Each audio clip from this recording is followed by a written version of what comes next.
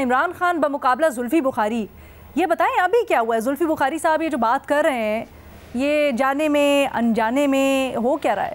اچھا وہ اسی پہ آتا ہوں. D G I S I کی تقرری پر پہلا جھگڑا ہوا میڈم شیخ، آپ کو پتہ ہے؟ جی ہم نے ڈسکس بھی کیا تھا بٹی صاحب. اور یہ جو D G I S I پہ پہلا اس تقرری پر جھگڑا ہوا اور جنرل فیض حمید کو D G I S I کے عہدے پہ رکھنا چاہتے تھے. کیوں رکھنا چاہتے تھے؟ اور جنرل نوید انجم صاحب کو کیوں نہیں چارج لینا چاہتے تھے؟ اور جنرل عاصم منیر کو کیوں 6 مہینے بعد چینج کر دیا گیا؟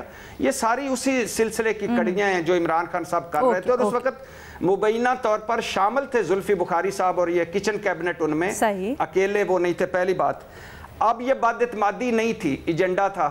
یہ کوئی کہہ رہے ہیں نا کوئی بد اعتمادی تھی آرمی چیف اور اس کے درمیان وزیر اعظم کے دوران، کوئی بد اعتمادی نہیں تھی. اپنی گیم تھی، اپنا کھیل تھا.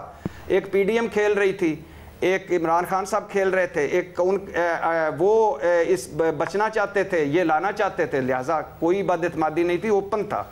زلفی بخاری صاحب کیوں کہہ رہے ہیں؟ زلفی بخاری صاحب بہت ساری وجوہات کی بنیاد پہ کہہ رہے ہیں.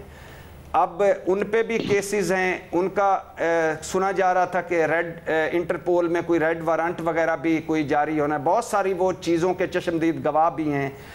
1-2 آڈیوز میں بھی ان کی آ چکی ہیں. بہت ساری حوالوں سے بھی وہ ادھر ہیں. بنی گالا سے وائٹ ہاؤس تک زلفی بخاری صاحب عمران خان کے ساتھ تھے. اور جو ہوٹل ہے ہمارا امریکہ میں جو وہ ہمارا روز ویلٹ کے جو ہوٹل ہے پی آئی اے والا، روزویلٹ تو بہتر ہے.